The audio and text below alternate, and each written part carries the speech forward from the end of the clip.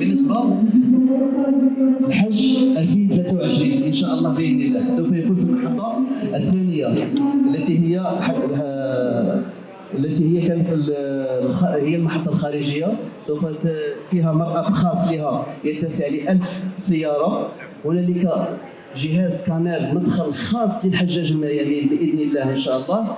هنالك في البهو المطار رواق اخضر خاص لكبار السن واصحاب الاحتياجات الخاصه. هنالك 9 بنوك للتسجيل خاص للحجاج الميامين. هنالك قاعه للركوب خاصه للحجاج الميامين لوحدهم. هنالك ايضا اماكن للوضوء، مقاهي، قاعه للدرجه الاولى، وتسحافيلات من نوع مرسيدس خاص لنقل الحجاج الميامين من المحطه الى الطائره باذن الله. اذا سمحت لي سيد الوزير، سيد الولي ولايه وهران، نقوم بزياره خفيفه عدد الرحلات باذن الله. اول رحله سوف تكون يوم 2 جوان على الساعه 4 صباحا مع الخطوط الجويه الجزائريه. عدد الرحلات 24 رحله. اخر رحله سوف تكون يوم 22 جوان باذن الله.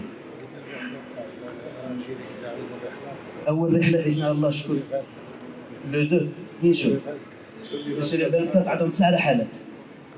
الاخرين كاع خطوط جويه سعوديه ازمه. عدد الاجمالي للحجاج ان شاء الله باذن الله 7875. الولايات اللي عندنا كاع ولايات الغرب، عندنا وهران هي خاصه، تلمسان، معسكر، مصغانين، مشريه، بيض، تيارت، غيليزان.